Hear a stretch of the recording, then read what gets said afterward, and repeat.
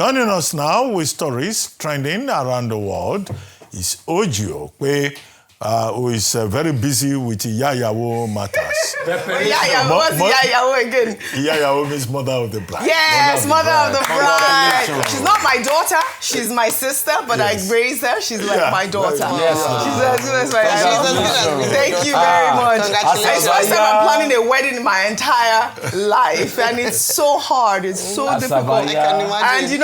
And I adore my fans, so I'm still doing my job while I'm multitasking. Well done. I want to give a quick shout out to duty. Yes. It's important. Yes. It's just as important as this other duty. Absolutely. Ayomide, good morning. We're seeing you in Delta State for sure. Yes. Delta, all roads lead to Umukwata. For my beautiful sister Joanne. I hope they prepared the roads to your... The road is good. You've not been there before, doctor. Our chairman, our NDDC chairman is doing the Lord's work. Shout out to Cheju Avi of NDDC. And of course, good, very good. Yes, thank you. I went to Umukwata about 2-3 years ago. Did they do the road specially for her? Yes. No, why not? they've done the road. Why not? They call me Queen of Umukwata, so why not? Can we start the show, guys? Can we start the show? Minister Umahi is right. He's right. He's just right. President Tinubu is doing very well. Oh, we have that story. There's no light. It's just light. Women allow us it's just light. We don't have in Umukwata. Yes, in Undukwa and Umukwata, yes, obviously. Don't have light. We don't have. Do you have water? We don't have light. The producer says start the show. Oh, yeah, good morning. Rufy on fire. How are you this morning? Very well. Fantastic. Give us light in Undukwa. All right. All roads lead to Umukwata.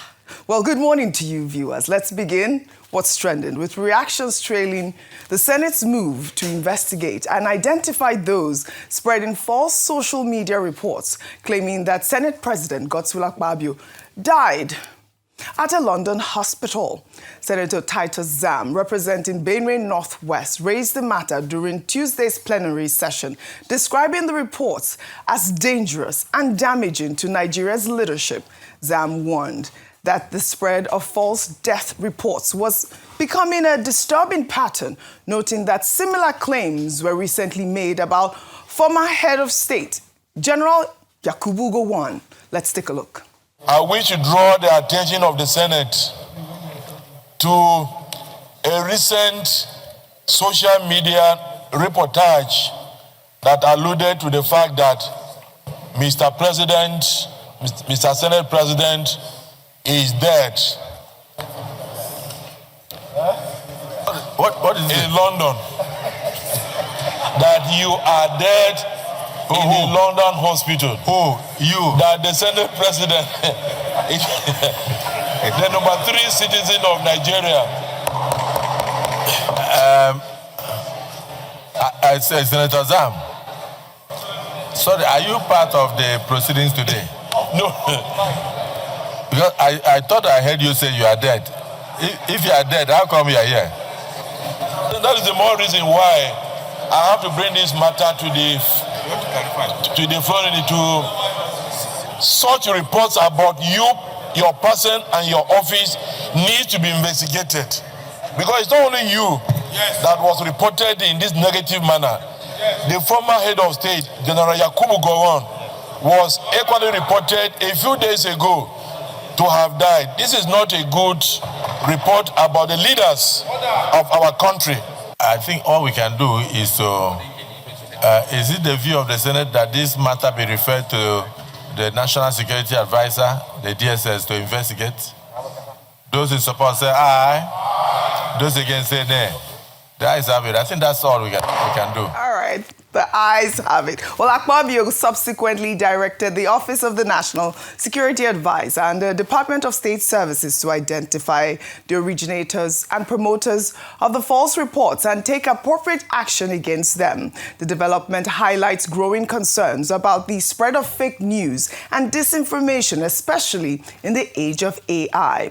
And, Rufai, right at the same time when this news when plenary was going on, there was another report. People kept on spreading this false report about Akpabio's death. And I'll take a tweet. This person wrote on X, I think it's a blog post, says Senate President Akpabio flown to London for treatment after reported collapse. Senate President Akpabio is currently receiving medical attention at a London hospital after reportedly collapsing earlier this month, causing him to miss a crucial budget session, according to high-ranking National Assembly sources speaking with our reporters. But you see, this is the misinformation, and it's quite damaging. Like I said, especially this age of AI, the same time Akpabio was delivering those remarks, this news was continuing to spread. Rufai.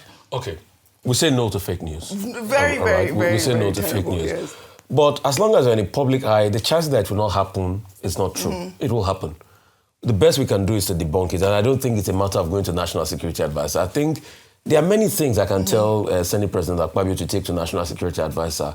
The church members kidnapping Kogi, that one is there. Reverend Archie's wife that is still in detention of the kidnappers, you know.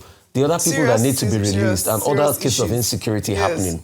Ovia, I hear something happen around Ovia. These are things you take to national. Serious issues, not this one. Right. I mean, was it not here we were when the government officials was peddling rumor about me that I was suspended when I went on leave? So as long as you are in the public eye, you will have it. And while we were talking on air, I was talking about the fact that you know how many times they spread the rumor that Nnamdi Azikiwe had died. Plenty in times. fact, Mr. Akpabio, you know, there's something we say in superstitious time. We say it's because you will live long. That's why I'm spreading rumor about death, about you are going to live long. That's just it. So once you debunk it, you keep it moving. That's just the best you can do. But it's not only about social media. There have been fake news even before the days of social media. All right, I'll take So what this we should one just tweet do is as that well. ensure that we get clarity on issues. That is simple. I'll take another tweet. EJ wrote on X, Nigeria is currently experiencing a period of heightened tension. There's a noticeable increase in public discontent, the dissemination of inaccurate information for the purpose of engagement, and an apparent desire among some to witness the suffering of others. It would be beneficial for all of us to seize the spread of false information and refrain from eagerly anticipating the arrest of others who are capable of achieving both of these objectives. And really, this is the point. I think that this tweet really highlights what we're trying to say here on this table. Now to another development. Let's now highlight the explosive controversy unfolding in Nigeria's oil and gas sector as the Chief Executive Officer of the Nigerian Midstream and Downstream Petroleum Regulatory Authority, Faruouk Ahmed, has reportedly issued a fresh statement distancing himself from an earlier response attributed to him following corruption allegations by Africa's richest man, Adekunle Dangote, who petitioned the Independent Corrupt Practices Commission demanding his prosecution. Dangote, in a petition dated December 16th, accused Faruouk Ahmed of corruption and financial impropriety, alleging he spent more than $7 million on his 4 children's education in Swiss schools over a 6-year period without evidence of lawful income to justify such expenses. The billionaire entrepreneur further alleged that Ahmed used his position at the NMDPRA to embezzle and divert public funds for personal benefit, claiming Ahmed's entire adult life in Nigeria's public sector could not have generated the $7 million needed for such expenditure. Well, however, in a brief statement issued on Tuesday, Faruouk Ahmed denied authorship of a detailed report bottle that had been circulating in which he was said to have defended himself against the allegations by citing scholarships, family trust funds, and legitimate savings. Ahmed stated categorically that the so-called statement did not emanate from him, describing the allegations as wild and spurious. Ahmed also stated that as a regulator of a sensitive industry, he has opted not to engage in public brickbat, adding that the matter has now been taken to a formal investigative institution which would provide an opportunity to dispassionately distill the issues and clear his name. Ayo, I know that you did see this statement that went viral yesterday on social media from Faruouk Ahmed detailing it, and it was quite believable. And And I mean, whoever authored that statement did, I think, an amazing job in even trying to. Are you sure? Well, some people said, "Are you sure that it wasn't from his team?" That's what I was thinking. Trying to help. Well, ICPC has also reacted. Its spokesman, John Ode, on Tuesday confirmed the commission received Dangote's petition and will investigate the allegation. This means Faruouk Ahmed will have the opportunity to present his defense before the anti-graft agency rather than through media statements. The controversy continues to generate significant public interest as Nigerians await the outcome of the official investigation. ICPC has responded. This is serious. The saga begins. Yes. That's how I say. I don't even say it has started, really. Yes. And there were so many reactions. Should I take one reaction before I come to you? Okay. Okay. This is from columnist Atim. He wrote a statement, and I'll read it in part. He wrote, "Dangote's public spat with NMDPRA is not new. But this time, the industrialist has stepped a notch higher, accusing its chief executive of monumental corruption. He is not only fighting the oil mafia, but he's up against the president's family, Wale Tinubu. President Tinubu's cousin is one of Nigeria's major fuel importers. His company, Owando PLC, posted a 44% increase in revenue to 4.1 trillion and 220 billion profit after tax in 2024. Owando is not the only fuel importer. Others are NIPCO, Bovas Oil, Eternal Oil, AA Rano, NNPC, and a host of others. This is a bullish mood. How do I say? This is such a strong move by Alhaji Aliko Dangote. I think only a few men can do what he just did. That is, put a lot on the line to expose what he has alleged to be a massive anti-corruption move by someone who is in the public as such. It is still allegations, I have to put it here, until there's evidence, there's an investigation instituted, and Alhaji Aliko Dangote, as the one who alleges, has to prove, then we can conclude. So we cannot, act as judge just to put it out there so that people don't say that we have concluded on the matter. Engineer Faruouk Ahmed is entitled to represent himself, to defend himself. He's innocent until proven guilty. However, these are strong allegations, OG. And, I said it earlier when we had a guest earlier saying that we all know the context and the background behind this story because we have talked about it on this table a number of times. I just want to say as a general statement that running a business in Nigeria can turn a man into what you would never imagine that you would see. Recall that we had even talked about how Alhaji Dangote had to come and market his products by himself. You look at that press conference he had the other day because he had talked about the cabal he has had to face in the oil industry in Nigeria, saying that they were even worse than the drug mafia. These are statements that were credited to him. If a man who has invested a huge chunk of his wealth and committed to building a refinery which he has repeatedly said is in the interest, of course, his business interest, but also would benefit Nigeria as a whole, and a number of people who are fighting that from happening, then he would come out with guns a-blazing, since that's the word in the news today. And this is what he has done. The most important thing that people are saying is that whether or not you can call it witch hunt or it's blackmail, it is that if it is true, then Nigerians do deserve to know what the truth is. And I'm glad that the ICPC has risen to the occasion, but we don't want it to end with a statement saying that we're going to investigate. Kelvin cited a few cases that are still left unanswered. There's still the issue with the NNPC, the board, remitted funds. So nothing has been done in that regard. But I believe that when we have cases like this, it demonstrates to Nigeria the extent of the rot and corruption that is happening in some government agencies, if proven to be true. Right. And so what we are hoping for, like you said, is just the beginning. A lot will still come out, but I'm hoping that at the end of this all, OG, there will be some form of sanity in the oil and gas industry. Maybe we needed a crusader, like Alhaji Aliko Dangote, to come into the field, to play in the field, and finally unravel those who are really sabotaging the interests of Nigerians. Absolutely. So let the saga begin, and I hope that the truth will emerge. Let this not be swept under the carpet, and if anyone is found guilty, let them face the full wrath of the law. They must. Heads must roll. I can't believe what's happening, and I'm actually quite excited to see, those who have been behind, sabotaging the oil and gas sector. Now to Osun State, with new reports emerging that the Department of State Services invited an Islamic cleric in the state, identified as Sheikh Dad Imran Molasan, for questioning following a pro-Palestine protest held in the state. Sheikh Molasan, who leads the Islamic group Tawumi Muslimin and serves as the Grand Mufti of Yoruba land, was reportedly taken into custody after a video surfaced online showing him and his followers calling for the liberation of Palestine from Israeli occupation.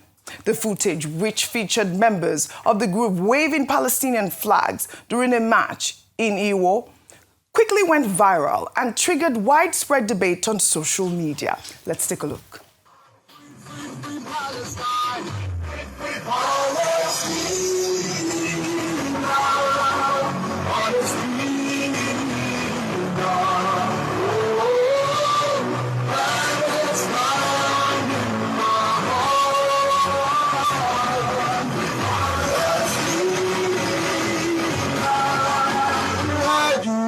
القرآن وسنة شعارنا الإسلام تمكين ثم الخلافة الإسلامية أهدافنا تحرير الأرض. This is unbelievable, Dr. Abati. When I saw this video, well, according to the DSS, Molasan was invited to the DSS and left the same day after administrative processes. But still, this video is concerning, especially as conversations around religious extremism in Nigeria have gained traction in recent weeks. I mean, what really is going on here, Dr. Abati? I mean, waving other people's flag. I mean, we had that issue when there was that riot, I believe, in the north where people were raising the Russian flags, and I believe that the security agencies said something about it being against our sovereignty and all of that. What do you think is going to happen to this man? And is this, legal? The Department of State Security has the responsibility to investigate, and it's simply to be assured that this is not going to lead to any crisis. Okay. After all, in the United States, persons who are also pro-Palestine and anti-Semitic, yes, they've gone after them, including universities and all of that. But I don't think in Nigeria there is an ideological reaction from the state. It's simply about making sure that this doesn't get escalated. The people who say they are against Israel, and the war in Gaza, what they are saying simply even aligns with Nigeria's foreign policy. Nigeria's foreign policy does not support Israel, attacking, Palestine or the crisis, the escalation of the crisis in Gaza. The story had been trending. Also, what I wanted to say was that in the video, like you saw, the people were almost like pledging allegiance to, and there were children, and also they had the Adolf Hitler. I cover that by saying that the state has a responsibility to investigate the nature, the extent, the scope, and whether there is any external, influence. Exactly. Yeah. Those However, the ones you raised earlier, which is that, look, we have this false death syndrome in Nigeria, where people with Akpabio's story, where people will just declare some people dead. Yes. They've done it to Willie Akpabio. Yes. They've done it to Willie Obiano. They have done it to Adekunle, Dr. Adekunle. They've done it to General Gowon. Some people will just wake up in the morning and say somebody is dead. Now, when they did it to K.O. Mbadiwe, I think in the 80s or so, all the people who were involved in organizing burial committees, they had started meeting, they were already planning his burial. All the people involved died before him. So you have this. So that's why you will see that when the Senate now says, okay, the NSA should investigate this, the security agencies should investigate, the bottom of it, it's about using the media to misinform the people. And it's a major threat. You can wake up one morning, they say, something has happened to you, whereas it is not true. Yeah, that's what the And it is important, in my view, right, that Senator Akpabio did not talk about regulation. Yeah. He just said, let the security agencies manage it. So he didn't talk about regulation. But the use of media in a responsible manner is a subject that we have to continue to discuss. Please, I spoke about authority. Yeah. the conflict between the industry and the regulator. And then also, I made a point that there will be other power centers that are involved in this. Don't be surprised if nothing comes out of the investigation. Because I do not imagine that Faruouk Ahmed will fold his hands and will watch it. Maybe by now he's even sending people to Dangote to try and see how they will resolve this matter. And all those vested interests are likely to come in. But it is important that we, the Nigerian people, we know the truth. And ICPC saying we will investigate, I have also expressed doubt that nothing may come out of that investigation. All right. These are the important issues. All right. We'll take another story now. The Minister of Works, War+Umahi, has sparked a debate online after declaring that Igbo people are no longer marginalized in Nigeria, insisting there is no justification for continuing agitation for a separate Biafran state. The former Ebonyi State governor made the assertion while inspecting federal projects in the southeast, crediting President Bola Ahmed Tinubu's administration with unprecedented integration of the region into Nigeria's national development. Umahi argued that sentiments of marginalization that once fueled separatist movement have eased significantly due to massive infrastructure investments across the southeast region. Let's take a look. In the past administration, our people felt very much marginalized more than they were ever marginalized. That was the reason that people were agitating for Biafra. But I can say today that we are well integrated into the mainstream of the nation Nigeria. And so we are very grateful to President Bola Ahmed Tinubu. There will be no need for Biafra again. We are comfortable with President Bola Ahmed Tinubu. It is not all about appointments. And even if you come to appointments, this Minister of Works, this minister that the president is using to do works in all the political zones, the Southeast is benefiting very well. We cannot be the first, and yet we are not the last. But in the past, we are not just the last. We were forgotten, we were not remembered. But the president has done that. So, my brothers and sisters, we cannot retake our rightful position by sentiments and phenomenal statements. It is by realities and being strategic.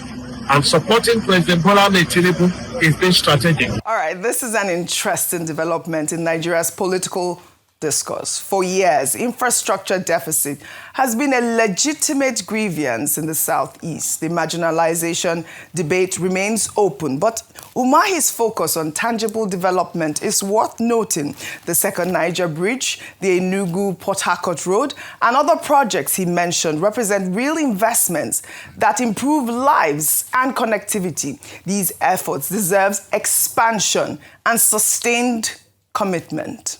Of course, reactions have trailed, and I'll take one. This person wrote, infrastructure doesn't erase decades of exclusion. Roads aren't representation, and a minister does not get to declare people's grievances over because contracts were awarded. This is politics, not healing. Another ex-user wrote, finally, a leader who sees that development is the best way to handle agitation. If the Southeast is getting its fair share of infrastructure and key appointments like the Works Ministry, then the focus should shift to building a stronger Nigeria together. Good roads and the SEDC are steps in the right direction. Huge debate, Rufy on fire. Anyway, Umahi is a politician.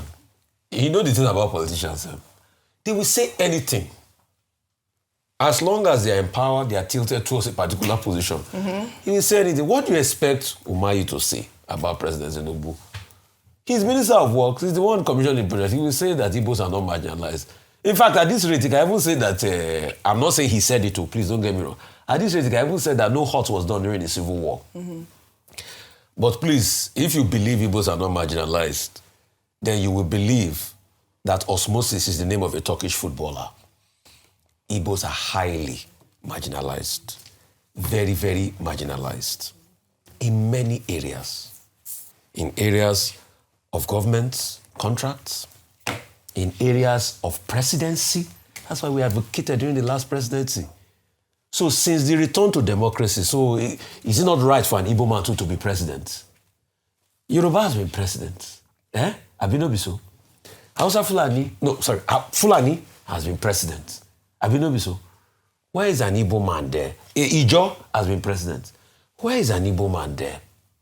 And you're saying they are not grossly marginalized? Even the infrastructure that he's talking about, we saw railway in other parts of the country. How many rail? During this Christmas period, if infrastructure has been greatly done in the Southeast, people should be using rail to travel everywhere now. Mm-hmm. How much is it?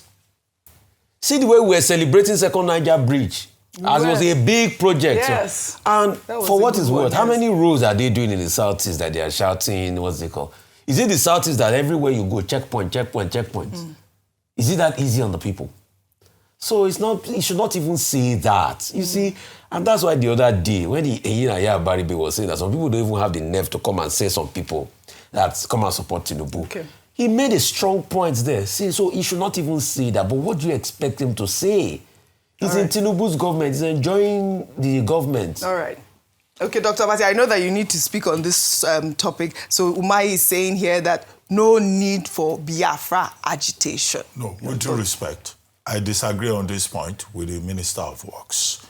Now, I don't think there will be many Igbo people who will agree with him on the point of marginalization, not about Biafra, because we always say, in theory, that the civil war has not ended. Mm-hmm. And there are a lot of Igbo people, majority of them, who think that Igbos have not been given their due in Nigeria since the no victor, no vanquish mantra of 1967. This Lagos, there are landlords that will not give an Igbo man a shop to rent, not to talk of a flat, because they will say Igbos, when they come to the environment, they will spread like cancer. So there are many Igbos who will not agree with Dr. Umahi, Senator Umahi, who will say that he's speaking like that because Professor Umahi. Yes, he is pro-Tinubu, or that he's in government. Number two is that beyond Igbo land, one of the problems we have in this Nigeria is that all of us feel marginalized. Yoruba people, are you not aware that Yoruba people also say they've been marginalized? That's why I heard that from you. Yes, this morning. What was the struggle Sunday Igboho all about? Professor Banji Akintoye. In fact, at a time in Ibadan, they were hosting Yoruba Odua nation flags. Yes, I remember taking this. Now, why do you think that Northerners are fighting President Tinubu? They are saying that under President Tinubu's administration, they are also being marginalized. Okay, minorities since 1958, Willings Commission. They've been saying minority groups, either in the Middle Belt or in the South-South, are also marginalized. So Nigerians have this sense of marginalization because of the issues raised by Professor Wole Soyinka in a lecture titled, When is a Nation? And his argument is that you don't have a nation because you have a flag, because you have national anthem. You have a nation when the people have a sense of belonging, when they have a sense of justice, when they think that that country works for everybody. All right. How many Nigerians think that this country works for them? Those are the fundamental questions at the heart of the national question that we have to address, so that the person from Umukwata we have portable water to drink in our village. And lights. And it's we have water, we don't have lights. And it's not only when you come to Lagos that you enjoy the luxuries of life. Right. And so that a man from Igbo land will feel that this country belongs to all of us. What luxury are we enjoying in Lagos? President Tinubu has a major task to bring this country together and to promote the cause of unity. All right. Honorable David Umahi, the debate continues. Let's take this good news from Edo State, where residents in the state's Ute region are commending Governor Monday Akpabio for fixing a major erosion gully that left the area inaccessible. In a video making the rounds on social media, a woman who appealed to the government to come to their aid 3 years ago is seen hailing the governor for the intervention. Let's take a look. Years ago. Now, we not this year. Eh? Now, big hole. We not feel near there. Go that place now. Now she you they watch now for the other side of the screen. Through you, when they video me every time, people they tell me from abroad that they call. Say that they show me and say now this road now God now they bring you because this my neighbor you don't come on. Okay, sit down my house now. Why put her for What put her for head? Now be this one. Every day not the finish for you again. I don't come back. This one don't come back. Akpabio, thank you. Erosion not carry once again. Up you go. All the people when they pursue you, they go fuck.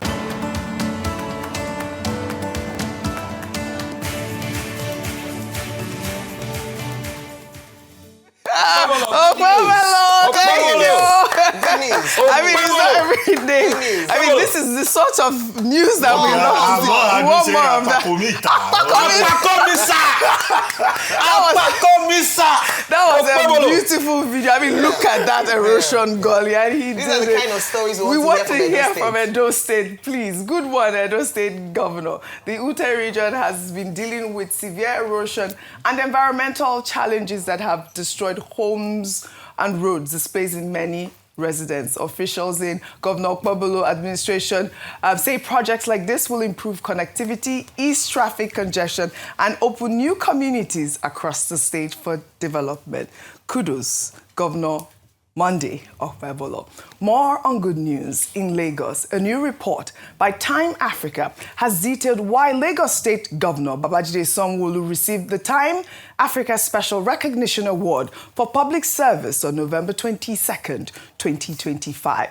According to the report, the honor was in recognition for Sanwo-Olu's ability to navigate the complexities of governing Africa's largest megacity with integrity and a visionary approach. The publication stated that under his administration, Lagos has solidified its position at the forefront of African development through strategic investments in infrastructure, digital engagement, and social welfare initiatives. The governor's focus on creating a safe, prosperous, and resilient environment for all citizens while prioritizing transparency and continuous improvement in the lives of Lagosians has set a benchmark for public service that resonates across the continent.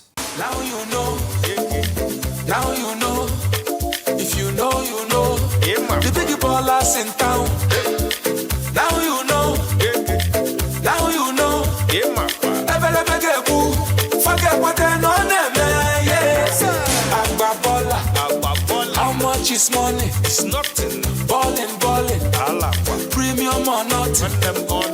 Now you know, now you know, now you know, now you know. Forget what they know, yes.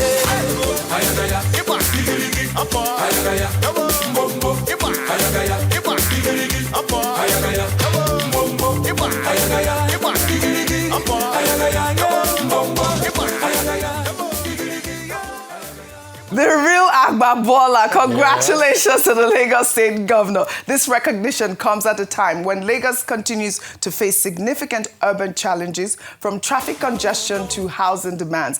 The award acknowledges efforts to address these issues through infrastructure development and digital innovation. Ayo, international recognition of this nature does place Lagos in the spotlight as a model for African mega city governance. I mean, your state, you know that I always ginger when it comes to excellence. City of aquatic splendor.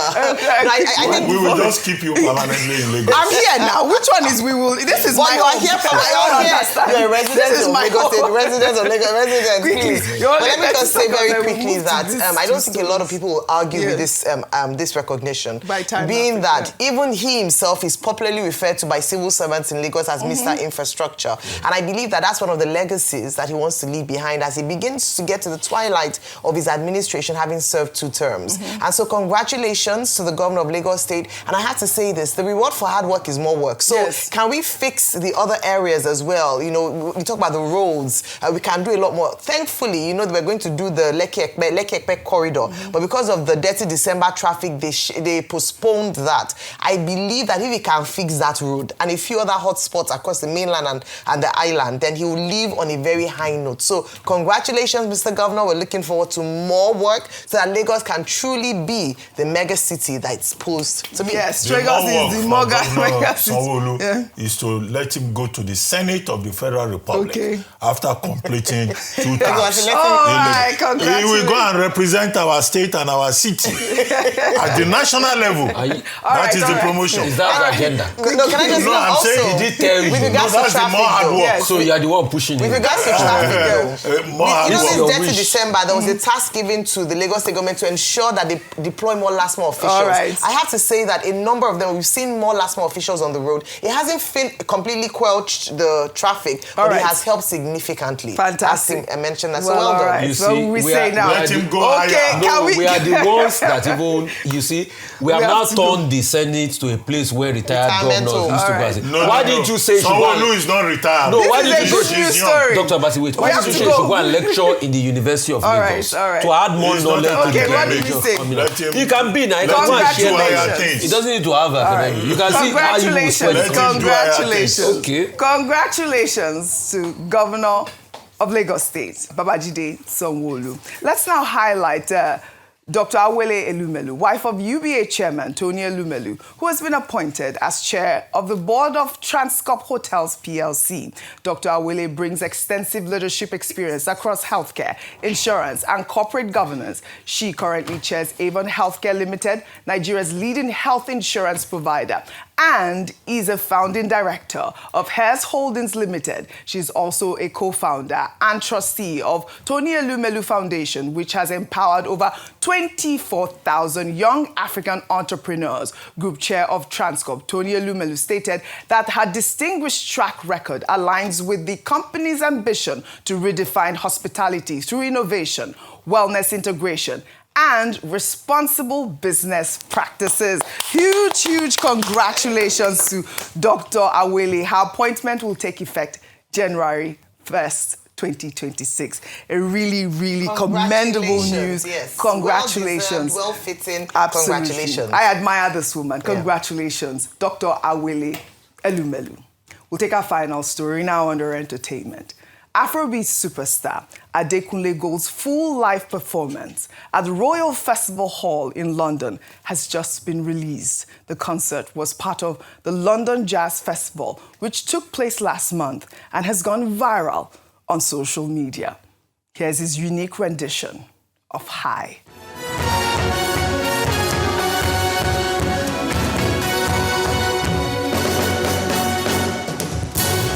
Love is not enough, baby. Come to me. Love me or you hate me, know me. Romance me, and I see stupidity from my lonely teeth. You said things like naughty, in a Maserati. Baby, easy. Fine, but I need easy. You won't keep somebody.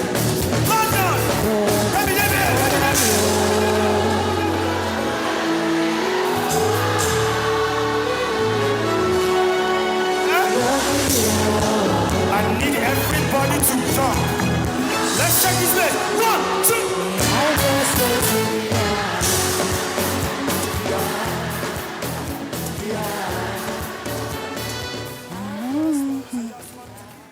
Congratulations, Adekunle Gold, on this headline performance. He also made history that night as the first Afrobeat artist to headline and close the festival. Like I said the other day, Afrobeats to the world. Adekunle Gold has done it again. Beautiful rendition. He also infused Mozart in the concert as well. I'd love to thank you all for your great analysis, as always, on what's trending. I hope I see you guys in Umukwata. Well, all right. Congratulations, Adekunle Gold. Well, that's all I have for you guys on What's Trending today. I'll see you all tomorrow. What did you say? No, you people have just appeared on the national map. Yes.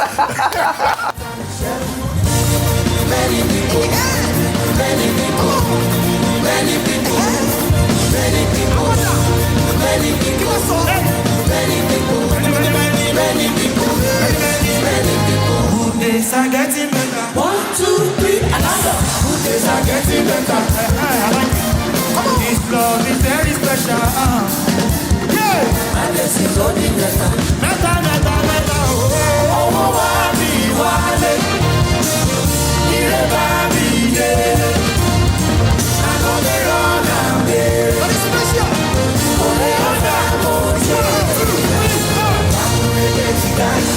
rolling the dollars, oh more.